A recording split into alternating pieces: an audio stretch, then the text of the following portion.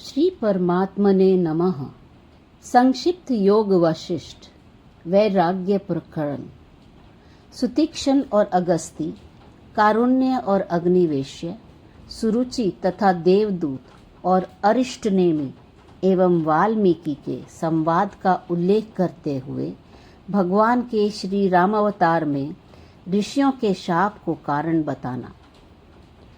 सृष्टि के आरंभ में संपूर्ण भूत जिनसे प्रकट होकर प्रतीति के विषय होते हैं, स्थिति काल में जिनमें ही स्थित होते हैं और प्रलय काल आने पर जिनमें ही लीन हो जाते हैं, उन सत्य स्वरूप परमात्मा को नमस्कार है।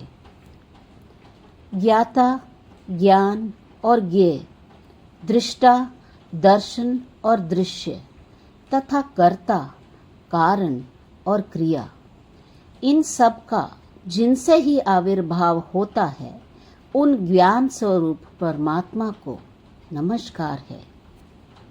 जिनसे स्वर्ग और भूतल आदि सभी लोकों में आनंद रूपी जल के कण स्फुरित होते हैं, प्राणियों के अनुभव में आते हैं तथा जो समस्त जीवों के जीवनाधार हैं, उन पूर्ण चिन्मय आनंद के महास्वरूप परब्रह्म परमात्मा को नमस्कार है। पूर्व काल में सुतीक्ष्ण नाम से प्रसिद्ध कोई ब्राह्मण थे, जिनके मन में संशय छा गया था। अतः उन्होंने महर्षि अगस्त्य के आश्रम में जाकर उन महामुनि से आदरपूर्वक पूछा, भगवन, आप धर्म के तत्व को जानते हैं, आपको संपूर्ण शास्त्रों के सिद्धांत का सुनिश्चित ज्ञान है। मेरे हृदय में एक महान संदेह है, आप कृपा पूर्वक इसका समाधान कीजिए। मोक्ष का साधन कर्म है या ज्ञान है अथवा दोनों ही हैं, इन तीनों पक्षों में से किसी एक का निश्चय करके जो वास्तव में मोक्ष का कारण हो, उसका प्रतिपादन कीजिए। अगस्त्य ने कहा, ब्रह्मांड जैसे दोनों ही पंखों से पक्षियों का आकाश में उड़ना संभव होता है, उसी प्रकार ज्ञान और निष्काम कर्म दोनों से ही परम पद की प्राप्ति होती है।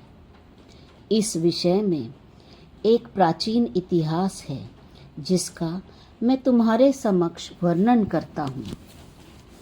पहले की बात है, कारुण्य नाम से प्रसिद्ध एक ब्राह्मण थे, जो अग्निवेश के पुत्र थे।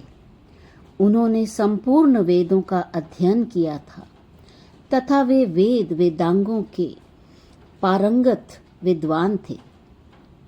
गुरु के यहाँ से विद्या पढ़कर अपने घर लौटने के बाद वे संध्या वंदन आदि कोई भी कर्म ना करते हुए चुपचाप बैठे रहने लगे।